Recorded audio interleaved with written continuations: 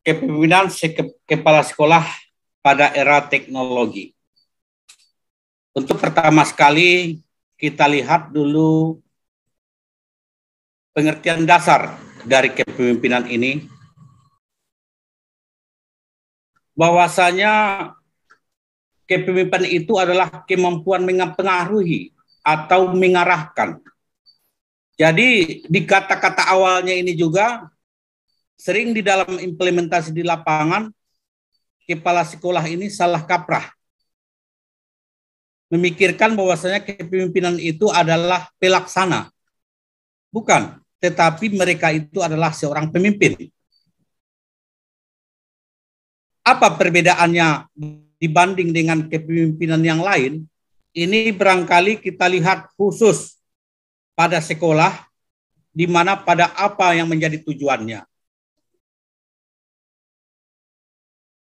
Kepemimpinan di sekolah itu akan berpengaruh mulai dari semangat kerja karyawan. Kepemimpinan yang bagus disinyalir akan menghasilkan semangat kerja karyawan yang bagus. Siswa yang belajar bagus. Iklim sekolah juga tentu akan bagus. Maka tujuan yang diharapkan tentu juga akan bagus. Itu adalah harapan.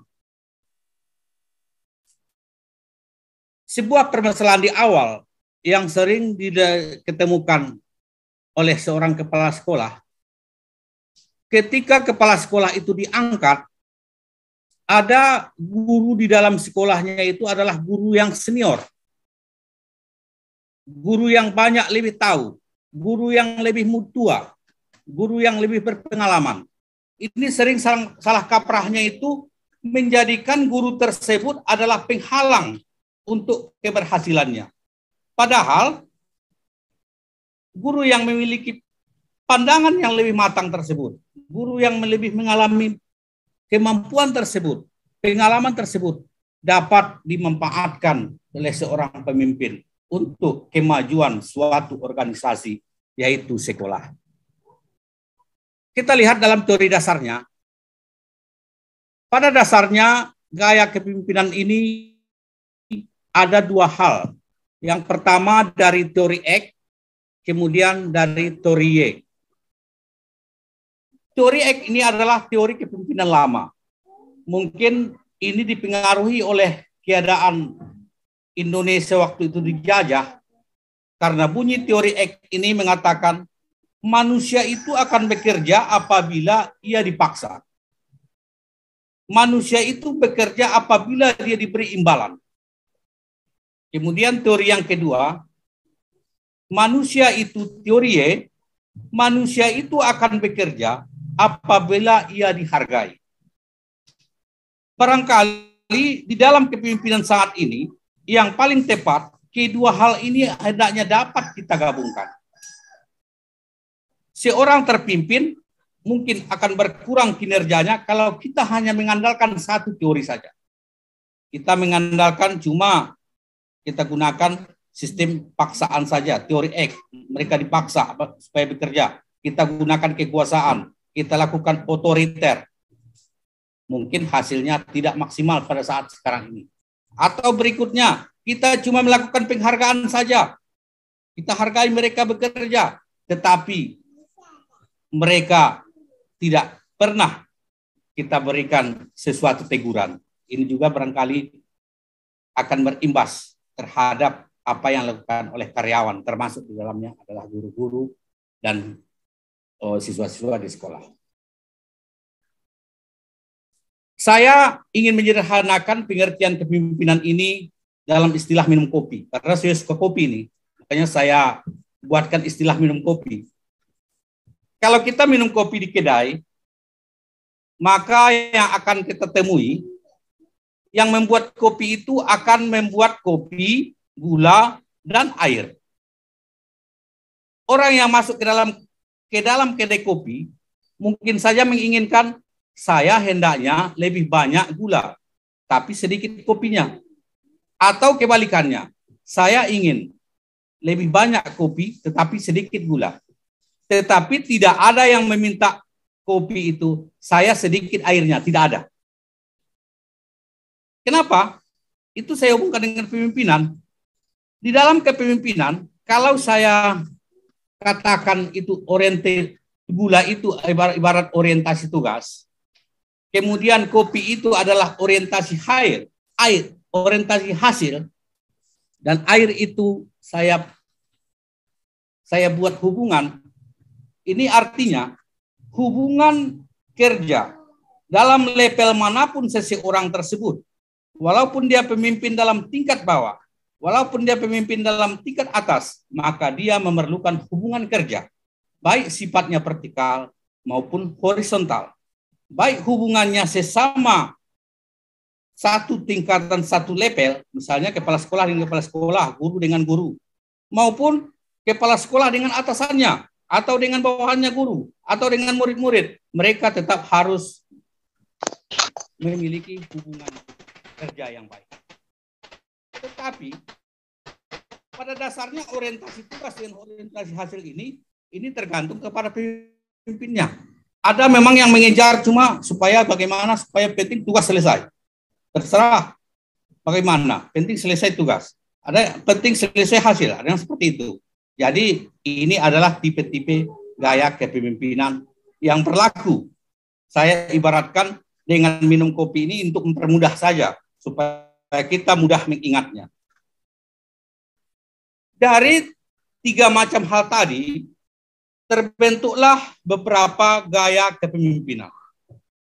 Ini saya tandai, yang ada yang saya bold, ada yang tidak. Maksud saya ini yang saya bold ini yang utamanya. Yang pertama, otoriter. Gaya otoriter ini adalah seorang pemimpin itu memanfaatkan kekuasaannya. Apa yang saya katakan harus Anda ikuti. Karena Anda adalah bawahan saya. Ini adalah istilah otoriter. Kalau Anda tidak melakukan yang ini, maka ini akan saya tindak pada Anda. Anda dapat nanti SP1, SP2. Nah, kan itu otoriter namanya. Itu gaya otoriter.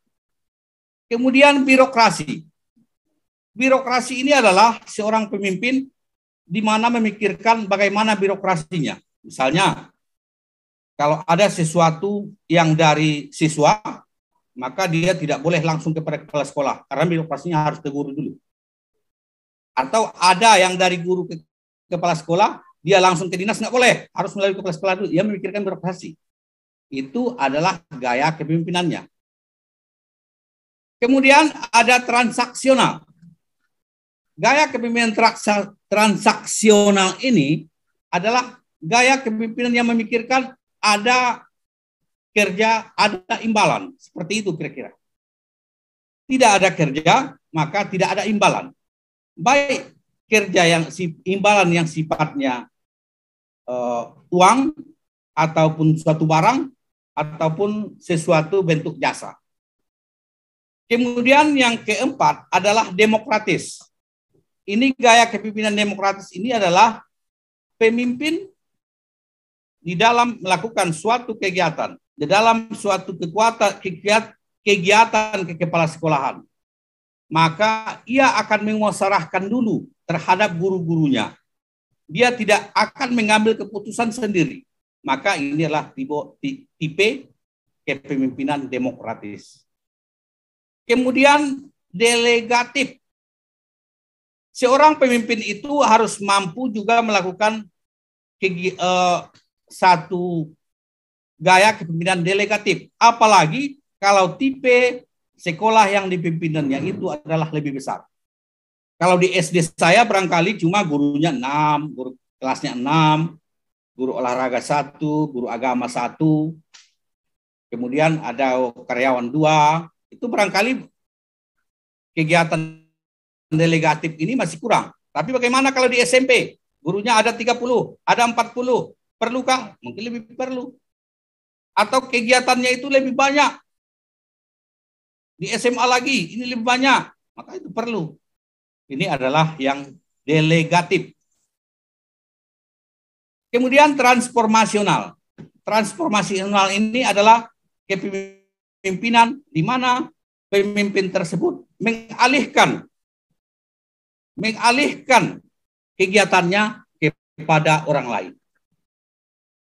Berikutnya karismatik. Ini kepemimpinan karismatik ini sebenarnya yang lebih menarik. Cuma kalau saya pribadi berpikir karismatik ini masih di dalam kategori yang menjadi catatannya tidak dapat disimpulkan. Contoh, kita berpikiran pada pemimpin-pemimpin dunia. Kita lihat misalnya pemimpin dari John Kennedy misalnya. Kita lihat kepemimpinan dari Nelson Mandela. Kita lihat bagaimana kepemimpinan Soeharto. Kita lihat bagaimana kepemimpinan yang paling yang beragama Islam misalnya Muhammad, atau kepemimpinan saat ini misalnya Joko Widodo. Sekarang pertanyaan, kenapa mereka itu jadi pemimpin? Apakah karena mereka lebih kuat? Kalau lebih kuat, di dalam pemimpin itu banyak yang lemah-lemah. Apakah karena pemimpin itu lebih tampan? Masih ada juga yang lebih tampan barangkali saya daripada pemimpinnya. Apakah karena mereka itu lebih cerdik? Belum juga tentu. Tetapi yang jawabnya, mereka memiliki karisma tersendiri. Kita lihat Muhammad sebenarnya. Apakah di antara kita umat Islam saja, yang berumat Islam saja pernah melihat Muhammad? Tapi mengapa kita mengikutinya? Karena beliau itu memiliki karisma. Itu adalah kepemimpinan karismatik. Terakhir adalah laissez-faire. Ini adalah diartikan kepemimpinan serba boleh. Kepemimpinan ini muncul apabila keadaan suatu organisasi, keadaan suatu sekolah, itu sudah lebih baik, nggak perlu diperbaiki lagi. Kalau datang pun nanti kepala sekolah memperbaikinya cuma untuk merusak saja, bertambah, bukan bertambah baik, bertambah buruk. Maka dibuatnya sistem kepemimpinan serba boleh, memperbolehkan apapun yang dilakukan ke bawahannya, karena dia yakin apa yang akan dilakukan bawahannya itu nanti adalah hal yang terbaik. Sekarang pertanyaan, manakah dari gaya kepemimpinan itu yang paling efektif? Maka jawabannya tidak ada yang efektif, karena tergantung pada situasional. Ada masanya kepemimpinan itu harus melakukan sikap otoriter, ada masanya pemimpin itu harus demokratis, ada masanya mungkin harus laissez-faire, harus serba boleh. Contoh, seorang guru di sekolah sudah tidak masuk, sudah 3 minggu. Sudah masuk pada, kalau sekali seminggu sudah keluar surat peringatan, sudah ada peringatan yang ketiga. Apakah perlu juga kepala sekolah menggunakan gaya kepemimpinan demokratis? Saya rasa tidak. Maka mungkin sudah saatnya kepala sekolah itu harus menggunakan kekuasaan. Kamu melakukan ini, maka ini yang akan terjadi. Kamu melakukan ini, maka ini yang akan terjadi. Sudah saatnya seperti itu. Maka itu adalah yang tadi adalah kepemimpinan sifatnya otoriter. Ada masanya harus demokratis. Contoh, ini mau membuat RKA, rancangan untuk pengusulan dana BOS. Pengusulan dana BOS tentu harus dimusyawarahkan dulu. Seorang kepala sekolah yang baik akan memanggil semua komponen sekolah, baik itu komite maupun guru-guru, baik pun karyawan, dimusyawarahkan. Terutama paling tidaknya itu yang berhubungan dengan biaya-biaya yang paling krusial, yang paling penting. Atau paling tidaknya yang berhubungan dengan belanja modal. Itu musyawarahkan apa yang perlu sekarang kita benahi. Perkiraan uang masuk dalam 1 tahun ini dari anggaran BOS sekian. Apa yang akan kita benahi untuk 1 tahun ini? Ini adalah harus demokratis.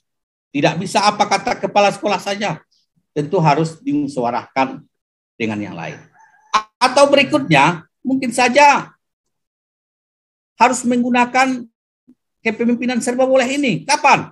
Misalnya kepala sekolah datang ke sekolah, guru mengajar dengan baik, murid tertib, tidak ada kendala. Tentu nggak memungkinkan kepala sekolah harus melakukan pemimpinan lain. Tentu yang dilakukannya itu harus serba boleh. Karena dengan itu, sekarang sudah berjalan dengan semestinya.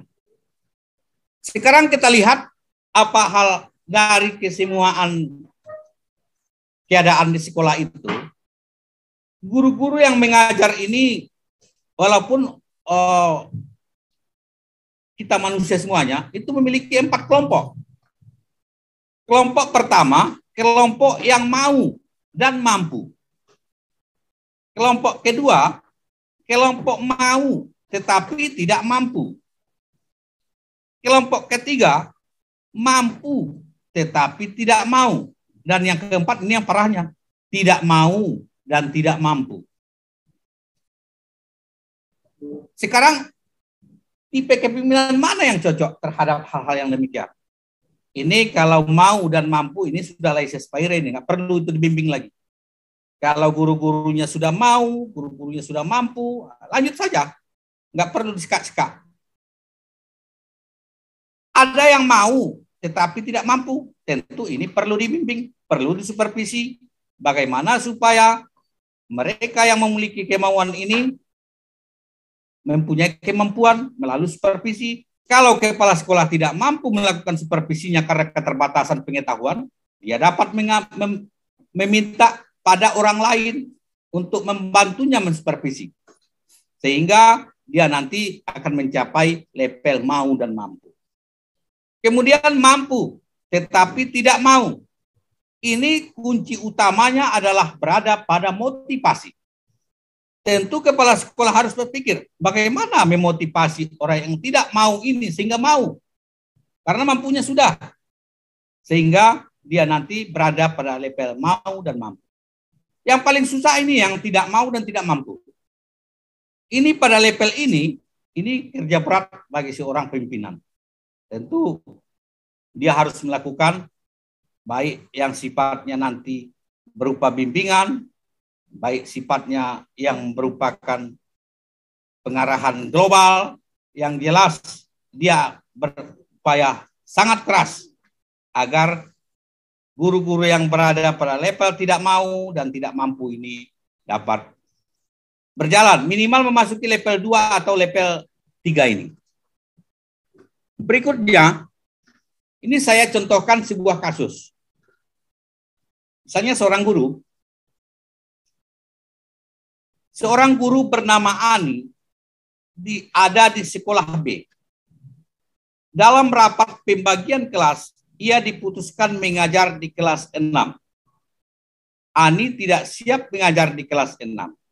Karena walaupun pembelajaran SD, namun banyak materi yang dirasa sulit bagi Bu Ani, terutama yang berhubungan dengan hitungan. Namun karena guru lain telah memiliki tanggung jawab kelas lain, Bu Ani menyatakan siap, asalkan guru lain mau membantu jika ia menemui kesulitan. Pertanyaan, pada level manakah Ibu Ani sekarang berada? Tentu Ibu Ani berada pada level Bu Ani mau, tetapi tidak mampu. Ini levelnya. Bu Ani mau, tetapi tidak mampu. Tentunya kalau Bu Ani berada pada level mau, tetapi tidak mampu, maka tindakan yang akan dilakukan adalah melakukan supervisi. Baik tadi yang dilakukan oleh kepala sekolah langsung, atau nanti oleh pengawas, atau nanti oleh teman sebaya yang memiliki kemampuan khusus di mana letak kelemahan dari Bu Ani. Misalkan Bu Ani sekarang tidak kelemahannya berhitung. Ternyata guru kelas 5-nya jago. Diajari guru kelas 5. Boleh-boleh saja. Berarti Bu Ani sudah terbantu. Contoh kedua. Ini misalnya Pak Arman guru sekolah A. Ia tidak pernah terlambat datang ke sekolah. Ia melakukan tugas mengajar dengan baik. Semua siswa akrab kepadanya. Murid senang sekali belajar dengan Pak Arman. Karena katanya pelajaran yang dilakukan Pak Arman menyenangkan dan mudah dicerna. hubungan dengan sesama guru baik, karena Pak Arman tipe guru yang ramah. Ada kalanya Pak Arman membantu temannya sesama guru, terutama dalam hal administrasi guru. Bahkan jika ada masalah pembelajaran yang tidak dimengerti guru yang lain, Pak Arman adalah tempat bertanya, dan Pak Arman cepat dan dapat menemukan solusi pemecahan masalahnya. Sekarang pertanyaannya lagi, pada level manakah Pak Arman berada? Tentu kita lihat kembali yang tadi. Ternyata Pak Arman adalah tipe guru yang mau dan guru yang mampu. Tentu karena pada level ini, perlakuan untuk Pak Arman dari seorang pemimpin ini bukan lagi untuk membimbing, tetapi untuk bertanya. Bapak tahu gini, minta tolong Pak, barangkali Bapak punya pendapat tentang ini. Tidak ada salahnya seorang kepala sekolah bertanya kepada gurunya. Tidak akan merendahkan kewibawaannya. Jadi, pada hal ini, itu tadi kesimpulannya, terhadap level manapun guru-guru berada, maka solusinya juga akan berbeda-beda. Tentu berbeda pula sistem kepemimpinan, karena sifat kepemimpinan itu adalah situasional. Masuk kepada pemanfaatan teknologi. Ini yang berhubungan dengan teknologinya. Di dalam secara umum, teknologi ini adalah menjadi kendala pada kepala sekolah. Kenapa kami katakan demikian? Karena pada umumnya, walaupun saya tidak melakukan survei, tapi saya yakin dan percaya bahwasanya kepala sekolah itu pada umumnya adalah orang tua. Tidak berapa yang muda-muda. Kalau saya merasa guru-guru yang berada umurnya lebih tua dari saya, itu umumnya itu memiliki kemampuan teknologi yang rendah. Dan guru-guru atau kepala sekolah yang umurnya di bawah saya, perasaan saya memiliki kemampuan teknologi yang tinggi. Walaupun tidak semuanya, ada juga sebagian karena orangnya punya level kemauan yang tinggi, sehingga walaupun dia tua, dia lebih lihai. Ada juga, tapi pada umumnya. Jadi, hal yang perlu, yang berhubungan dengan teknologi di sekolah, hubungan dengan teknologi, yang pertama, media pembelajaran baik online maupun offline. Seorang kepala sekolah yang baik hendaknya sudah berpikiran bagaimana kiranya supaya media pembelajaran yang berteknologi itu ada di sekolah, sehingga guru-guru lebih mudah untuk mengajar. Dan guru-guru pada saat ini tentu tidak lagi, kalau saya pikirkan dulu waktu saya SD, saya menggunakan kapur tulis, kemudian berkembang, sudah menggunakan spidol, kemudian berkembang lagi, sudah menggunakan apa namanya waktu itu, tapi belum infocus. Itu tidak lama digunakan, sebentar harus diangkat karena panas. Nah, kemudian baru menggunakan infocus. Bahkan pada perkembangan teknologi berikutnya ini, kalau di daerah saya, walaupun buka coki juga ini belum ada, baru beberapa sekolah yang memiliki infocus lebih dari satu. Seharusnya sekolah itu sudah merencanakan bagaimana hendaknya supaya infocus ini tersedia satu kelas, sehingga guru-guru terbantu, anak-anak mudah mengerti. Tinggal lagi guru-guru menyediakan bagaimana pembelajarannya, bagaimana media pembelajarannya yang akan disampaikan, karena sudah ada infocus tersedia di tiap kelas. Demikian juga halnya di dalam rangka pemantauan, dalam rangka pengawasan, dalam rangka supervisi, hendaknya setiap kelas itu dibuatkan CCTV, sehingga dari kantor saya sudah kelihatan guru-guru yang mengajar, bagaimana yang mengajar. Tentu kalau diawasi dengan tidak diawasi, tentu mungkin hasilnya berbeda juga. Itu barangkali yang berhubungan dengan media pembelajaran baik online maupun offline. Kemudian digital leadership. Digital kepemimpinan adalah kepemimpinan strategis dengan memanfaatkan teknologi khusus aset digital untuk mencapai tujuan. Di mana itu? Ini mulai dari pengelolaan data siswa di Dapodik. Cuma permasalahan sekarang ini sering ini data pengelolaan data siswa ini cuma yang tahu ini operator. Kepala sekolahnya nggak tahu, cuma bertanya saja. Hendaknya, walaupun yang melakukan ini adalah operator, kepala sekolah wajib tahu semua apa isinya. Demikian juga pengelolaan keuangan dan aset apa-apa saja yang ada, bagaimana keuangannya, termasuk tadi bos itu. Nah, itu hendaknya kepala sekolah harus tahu semuanya. Kemudian juga ada hendaknya catatan analisis kinerja guru dan pegawai. Analisis kinerja guru dan pegawai ini sangat berguna bagi kepala sekolah dalam rangka pengambilan keputusan terhadap pegawai tersebut. Baik yang menyangkut promosi maupun yang menyangkut dengan hal sehari-hari atau pelaporan. Analisis kinerja guru dan pegawai sudah tadi.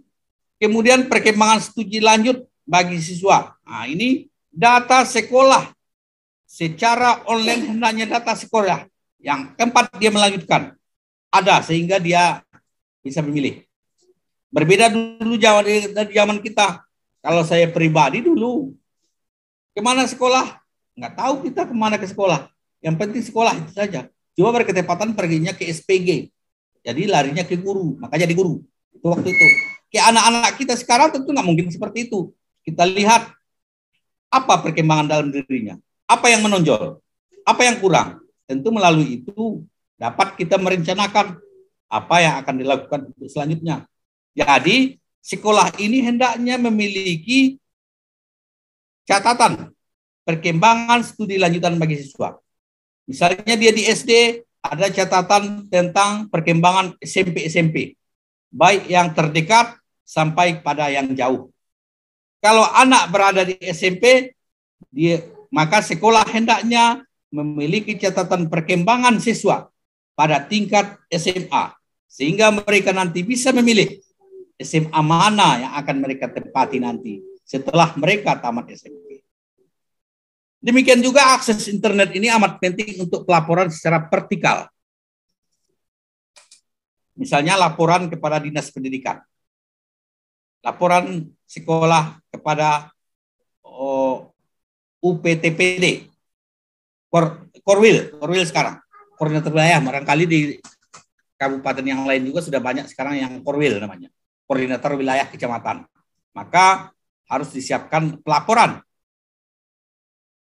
Kemudian ini yang terakhir, data-data semua data yang ada di sekolah ini amat berguna bagi kepala sekolah dan karyawan dan semuanya sekolah untuk mengambil keputusan tentang apa yang dilakukan untuk perencanaan tahun ke depan. Sehingga ke depan hendaknya sekolah tersebut lebih maju karena memiliki catatan apa-apa yang harus dilakukan untuk pengambilan keputusan tersebut. Seorang pemimpin ini hendaknya memiliki karakter seperti di bawah ini, seperti jujur dan bisa dipercaya. Ini jujur dan bisa percaya ini hendaknya, ini saya beri contoh, ini di dekat saya ini sekarang guru-guru saya masih ada di sini nih. Contoh, saya mau keluar, maka apa yang saya lakukan? Bu, Bapak, saya permisi keluar. Kalau ada nanti mencari, saya ke tempat ini. Itu yang saya lakukan. Begitu ya, apakah seperti itu semua yang dilakukan sekolah? Belum tentu.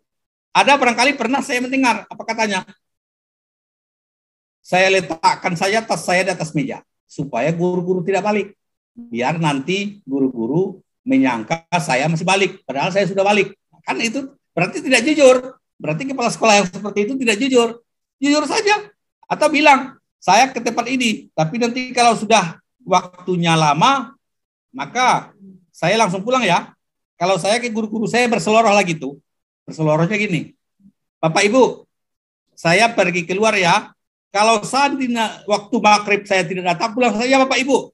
Itu selorohnya kepada Ibu. Maka Bapak Ibu itu ketawa. Jadi Pak, Itu artinya yang saya sampaikan itu bukan berarti karena saya akan balik. Itu artinya saya tidak balik lagi. Itu cuma selorohnya.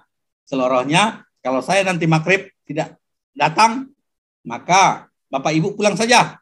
Nah, itu selorohnya. Artinya saya tidak akan pulang.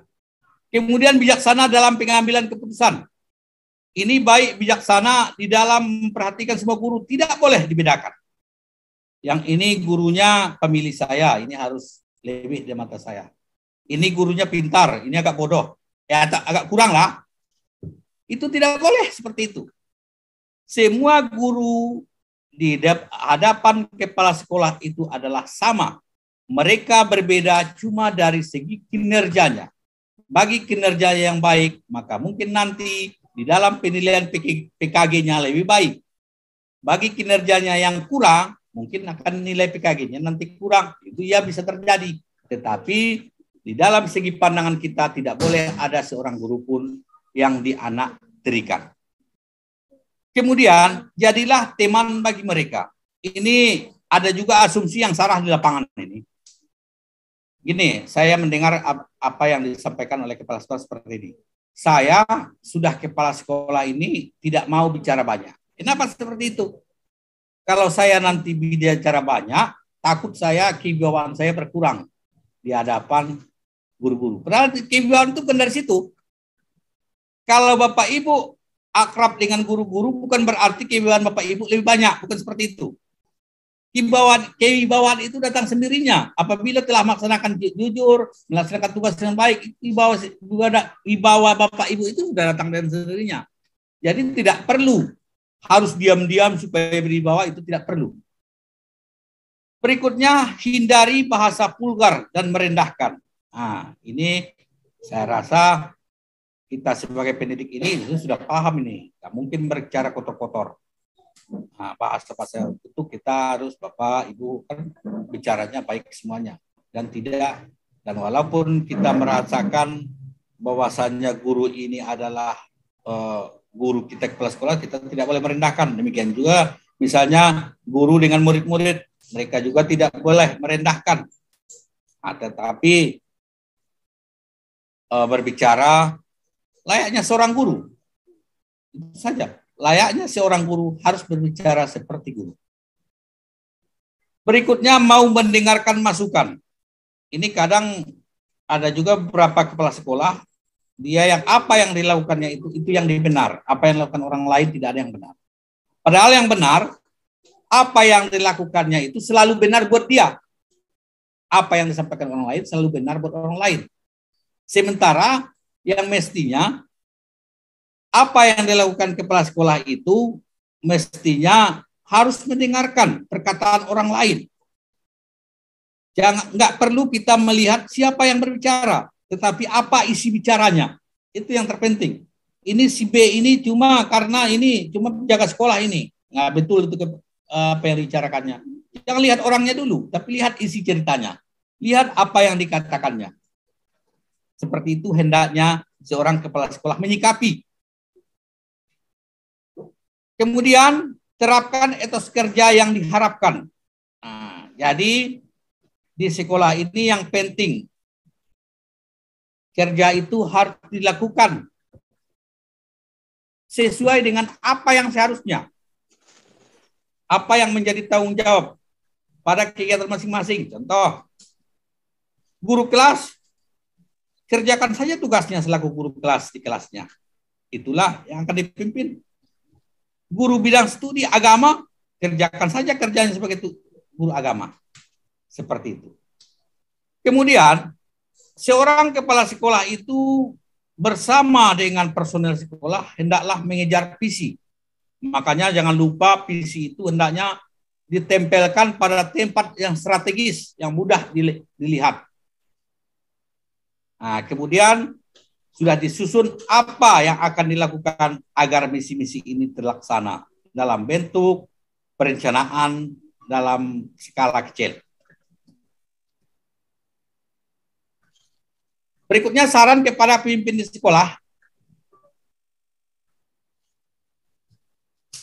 Hendaknya seorang kepala sekolah begitu masuk hendaknya mengkaji situasi mereka sampai mana. dan situasi organisasi sampai mana, sehingga dia mampu mengambil keputusan dari apa yang dikaji tersebut. Kemudian cara berpikirnya harus luas, menggunakan berbagai kepemimpinan dalam seluruh aspek kepemimpinan. Kemudian dia juga harus mempertimbangkan aspek kepemimpinan mana yang lebih sesuai. Apa yang dilakukannya pada tahun-tahun sebelumnya hendaknya menjadi gambaran apa yang harus diperbaiki untuk tahun-tahun berikutnya. Sehingga sistem gaya kepemimpinan yang dilakukan oleh kepala sekolah itu tahun ke tahun hendaknya lebih baik. Ini saran pemimpin guru yang baru. Kenali dirimu sendiri, jangan terlalu jauh, kenali situasi yang dihadapi, pilih gaya yang cocok, penuhi kebutuhan tugas, penuhi kebutuhan kelompok, penuhi kebutuhan individu. Ini umumnya sering terjadi pada kepala sekolah baru. Kenapa? Karena terlalu bersemangat. Nah, itu jadi karena bagaimanapun ilmu kepemimpinan kita ambil dari pendidikan sampai ke lapangan masih banyak bedanya. Kenali situasi dahulu. Itu. Berikutnya ini saya memberikan contoh pada apa yang saya lakukan pada tahun 2019. Itu ketika itu saya ditempatkan pada sebuah sekolah terisolir. Kemudian saya berpikir sampai ke sana. Ini sangat sendiri bagi saya itu sangat sesuatu. Pertama saya masuk sangat sulit, tetapi begitu saya keluar saya sangat senang karena menemukan solusinya, bertambah ilmu saya. Kalau kita mengalami sebuah sakit, maka kita harus mendiagnosa dulu apa penyakit tersebut. Demikian juga dengan sekolah. Begitu kita memasuki sekolah, maka kita diagnosa. Ini saya mendiagnosa sekolah SD Negeri 18 Gunung Tuleh. Mohon maaf kepada SD Negeri 18 Gunung Tuleh kalau ada nanti yang saya sampaikan terlalu baik atau terlalu buruk. Tapi ini apa adanya yang saya sampaikan. Yang pertama di sana sarana gedung itu kurang dibanding sekolah-sekolah lain. Namanya juga ya terpencil. Tapi waktu itu sudah terpencil, sekarang sudah jalan aspal beton ke sana. Kemudian sumber daya manusia juga kurang. Karena yang guru negerinya cuma 2 orang, kemudian guru honor lagi. Nah, itu yang saya temui di sekolah tersebut. Aplikasi teknologi sama sekali tidak ada. Jangankan aplikasi teknologi, jaringan internet saja tidak ada. Sarana prasarana kurang. Dan apa yang itu hal yang kurang dibanding dengan sekolah orang lain. Apa yang sama dengan sekolah orang lain? Guru berkualitas. Saya rasa sekolah itu tidak kurang dari sekolah lain. Sama-sama ada yang berkualitas, sama-sama ada yang kurang. Kepemimpinan efektif seperti itu juga saya menempatkan posisi diri saya pada netral. Saya tidak terbaik tapi tidak terburuk. Maka saya artikan kepemimpinan saya efektifnya itu sedang.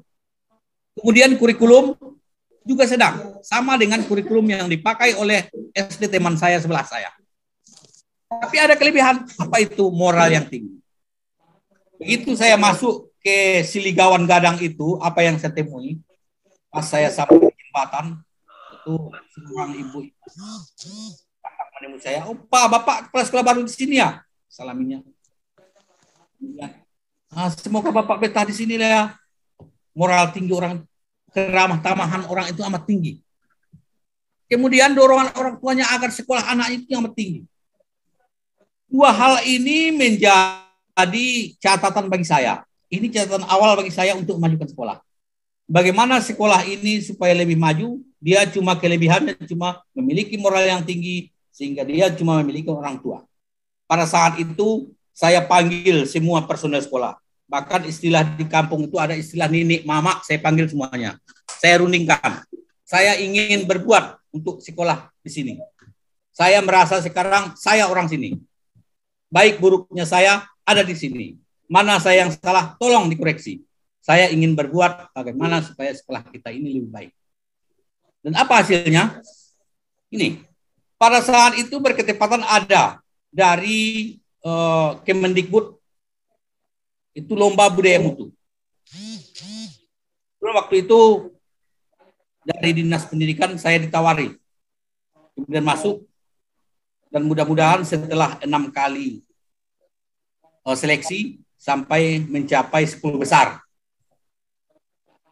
Ini adalah kelebihannya. Ini sekarang yang foto ini semua mulai dari kepala dinas, ini yang kepala dinas, ini tokoh bahkan ini tokoh Pasaman Barat. Ada ini yang dari Bapak yang dari LPMP. Ini saya, ini kepala sekolah K3S waktu itu, ketua K3S kami. Ini Bapak komite, ini kabit, dan personil lain, pemuda-pemudanya ini hadir semuanya. Bahkan ada istilah di sana oper pisang, kata Pak Arman yang ini waktu itu. Mana itu oper pisang ini, yang foto yang ini, yang di tadi. Ini foto oper pisang, maksudnya oper pisang itu ibu-ibu itu mencari pisang, kemudian dimasak, itu yang akan santapannya pada waktu itu. Ini semua, bahkan pemudanya, bahkan ada yang nggak pakai baju ini, hadir semuanya di sana. Nah, jadi ini yang menjadi kelebihan ini yang ditonjolkan.